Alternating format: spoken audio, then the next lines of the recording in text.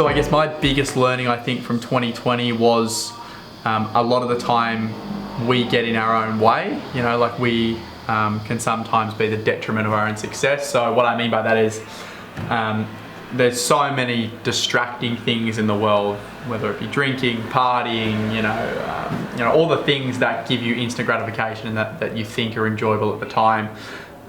But you know, when you sit back in your life and look back at the overall picture and I guess your end goal and what you want to achieve in your life, do these things you know, add or subtract to that goal? And the majority of the time they subtract, I would say. So what I learned was, instead of having a life and a year that's, you know, pinnacle and trough and pinnacle and trough, have a life that's, you know, on a steady upward trajectory.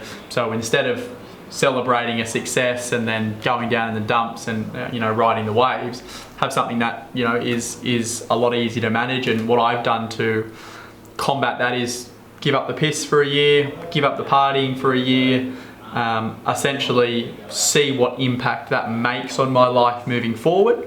I did 100 days last year and I had my biggest quarter in business and probably had the clearest mind I've ever had.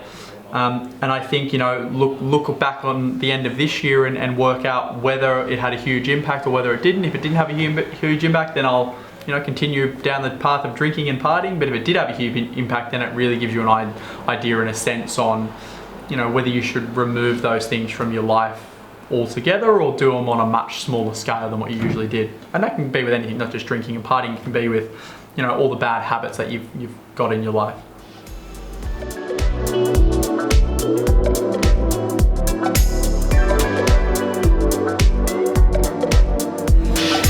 ...2021, hey? It's a year of sobriety, got routine in place, got little tasks every day, which creates habits, which creates discipline and keeps me in order to be on track to what I want to achieve.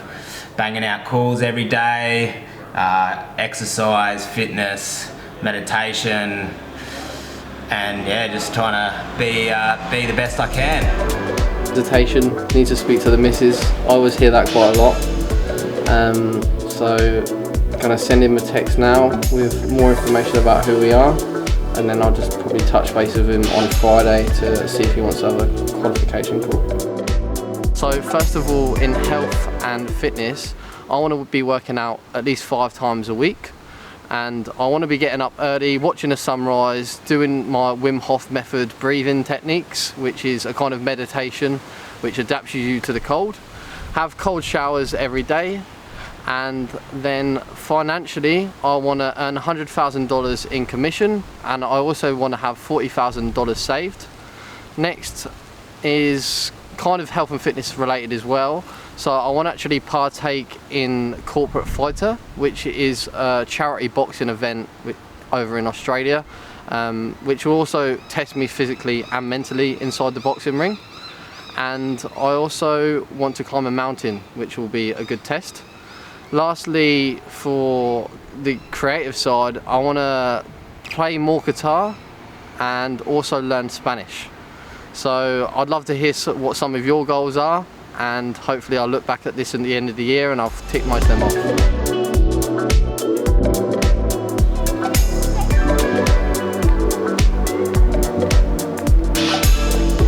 Doing my good deed for the day, you know, picking up baby blankets.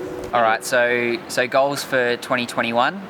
The biggest one for me is in business, helping at least 50 people into either their dream home or their next investment property. Huge focus for me this year. Leading on from that, personally, I'd love to do an Ironman triathlon. Signed up to one in May, and I'm going to attempt to do that in under 13.5 hours.